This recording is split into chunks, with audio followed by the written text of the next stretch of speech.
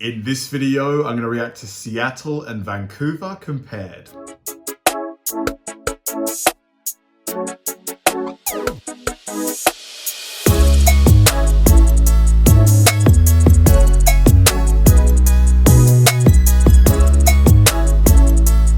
And welcome to another episode of Kabir Considers. This is the place where I react to music, media, sports, anime, anything related to popular culture.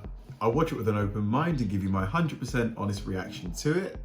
And if you could please hit that like button early, I'd really appreciate it. Now, this should be pretty interesting because I've never been to either of these cities before. However, I do know that they are quite close to each other, I think, and they're also quite similar in terms of the cultures, even though, you know, Seattle is within the United States and Vancouver is within Canada.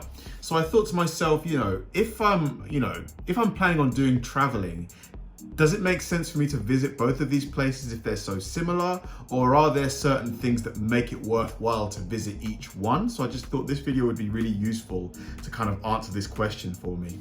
So let's go. This is going to be me reacting to Seattle and Vancouver compared.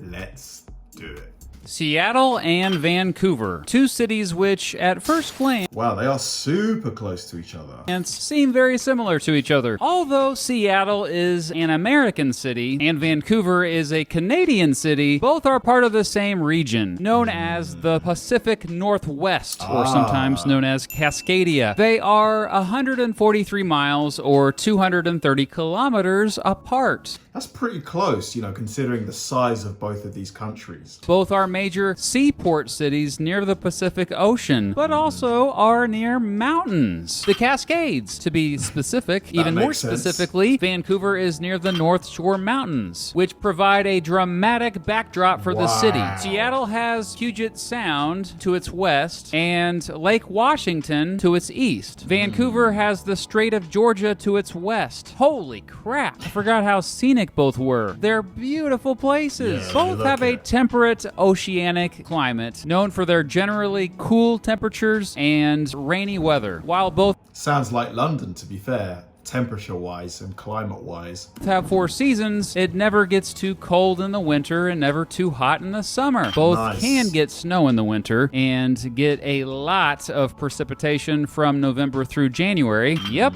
those 3 months are cold, dark, and rainy. I wouldn't recommend visiting both cities during that time. Still, Vancouver has some of the mildest winters in all of Canada. Both are in the infamous Ring of Fire, an area where lots of earthquakes and volcanic eruptions tend to occur. Both have about the same population in the actual city limits. However, Seattle's metro population has about 1.5 million more people, but you could say Vancouver is a bigger deal in its home country, as it has the 3rd largest metro in all of Canada, while Seattle has the 15th largest metro. Seattle has been the fastest growing American big city of the past decade. While both are ethnically diverse, Vancouver is more so. 40% of Vancouver's population is made up of immigrants. Around 28% of Vancouver residents are Chinese. It's been called the, quote, most Asian city outside of Asia. Both have low pollution and are environmentally friendly. Both have pledged to go carbon neutral by 2050, meaning 100% of the energy used in the two cities by then will be from renewable resources. It'll be interesting to see if they can meet those goals, because 2050,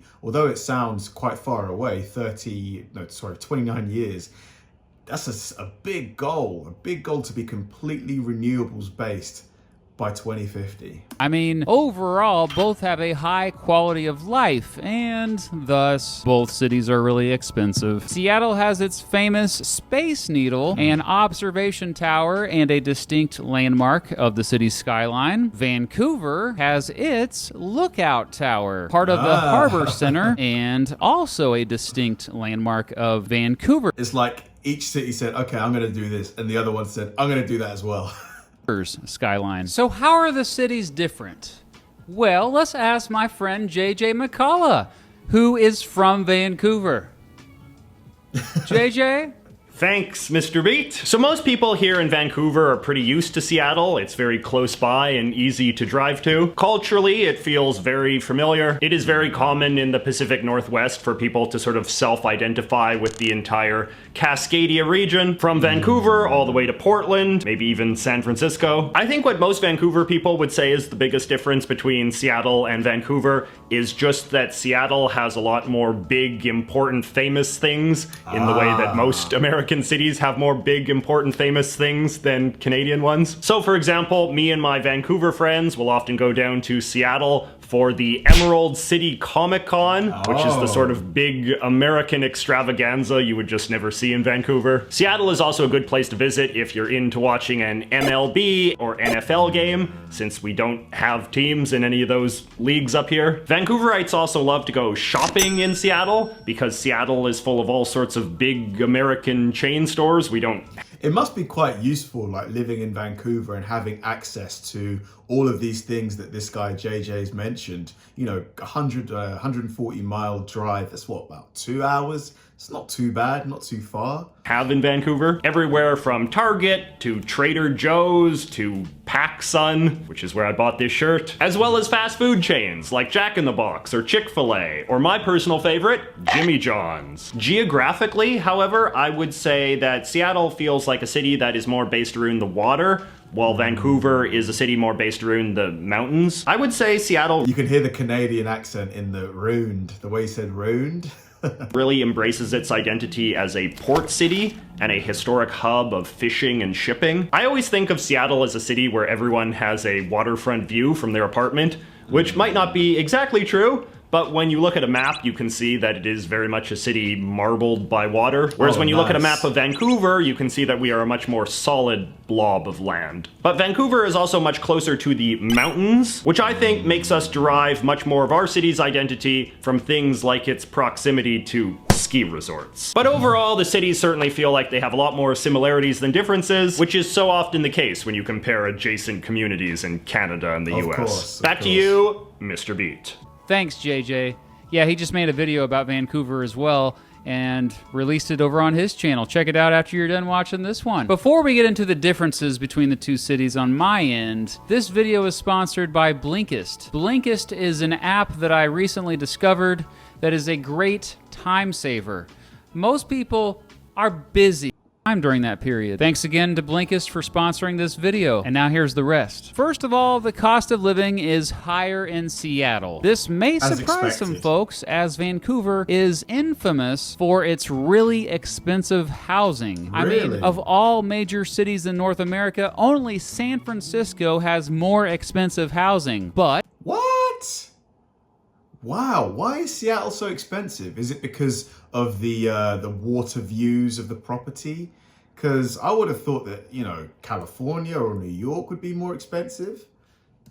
Not including housing, Seattle is more expensive. But a lot of that has to do with the US dollar being stronger than the Canadian dollar right now. Related to this, Vancouver has a much higher population density. It has the highest in Canada, as a matter of fact. The average salary is higher in Seattle. Seattle residents are more religious than Vancouver residents, although both cities aren't particularly that religious. The biggest religion in Seattle is Christianity, while almost half of Vancouver residents don't have a religion at all. Vancouver has less crime. Vancouver residents have access to universal health care since they are in, you know, Canada. And Seattle residents do not, since they are in, you know, the United States. Not only do Vancouver residents pay a lot less for health care, but they pay a lot less for college. Seattle has been around longer. Members of a group of American... How much does it cost to attend university, you know, in Canada versus the United States?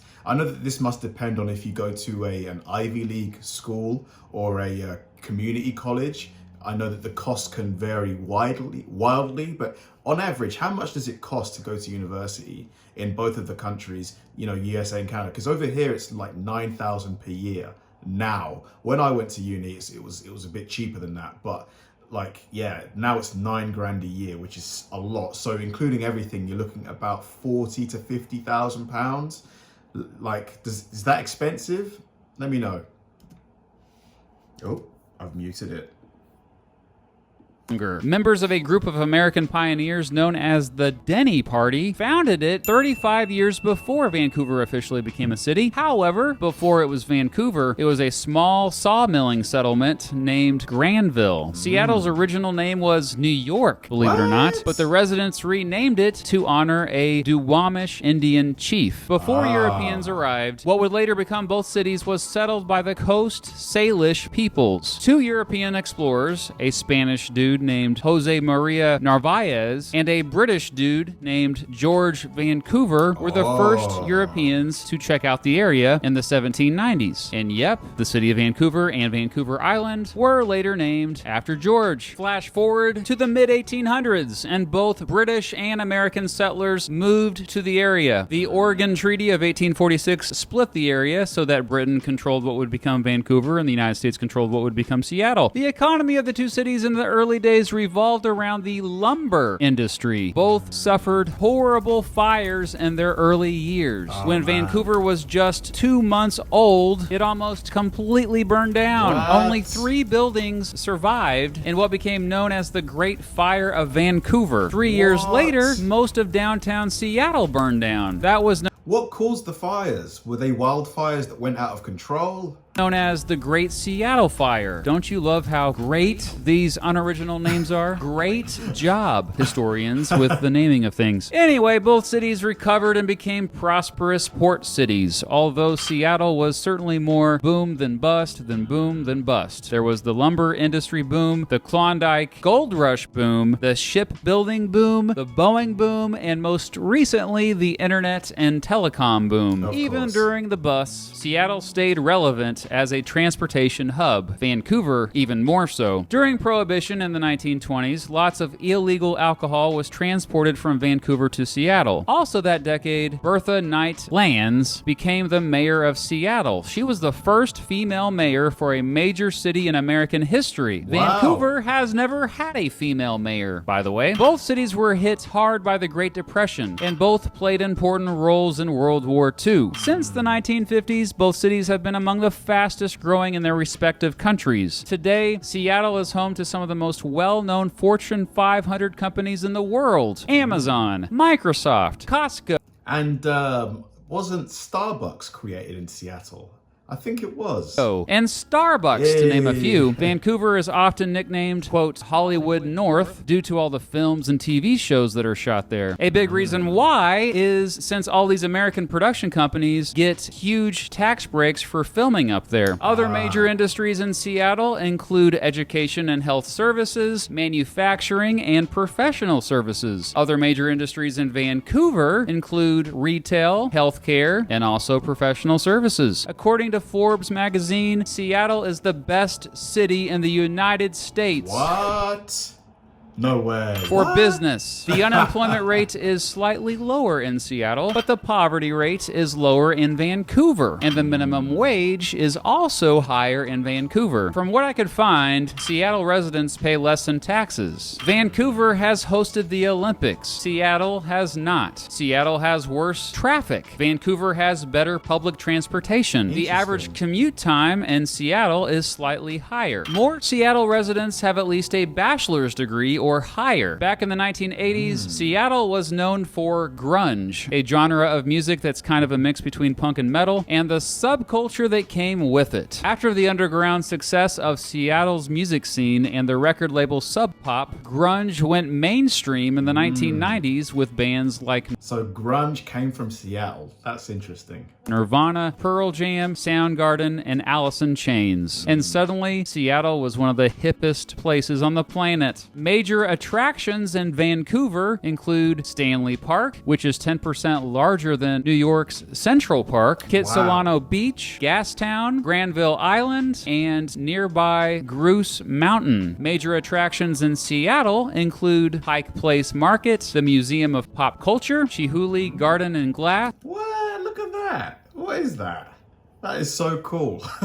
and Olympic Sculpture Park. Seattle also has a wall that folks have been sticking their chewing gum on for 25 years. In 2015, the Pike Place Market Preservation and Development Authority cleaned all the gum off since the sugar in it was literally eroding the walls. After they completely cleaned the walls, folks immediately started sticking their chewing gum on the wall again. In fact, now it's a gum alley. Vancouver is one of the only major cities on the entire continent where there are no freeways downtown. Sure, you can legally drink alcohol at 19 years old in Vancouver, but you can't buy alcohol at supermarkets or convenience stores like you can in Seattle. There are more dogs living in Seattle than children. In many ways, Seattle has more in common with Vancouver than it does with the rest of the state of Washington, and Vancouver has more in common with Seattle than it does with the rest of the province of British Columbia. British Columbia residents tend to have mixed feelings about Vancouver and From what I'm seeing and hearing, it feels like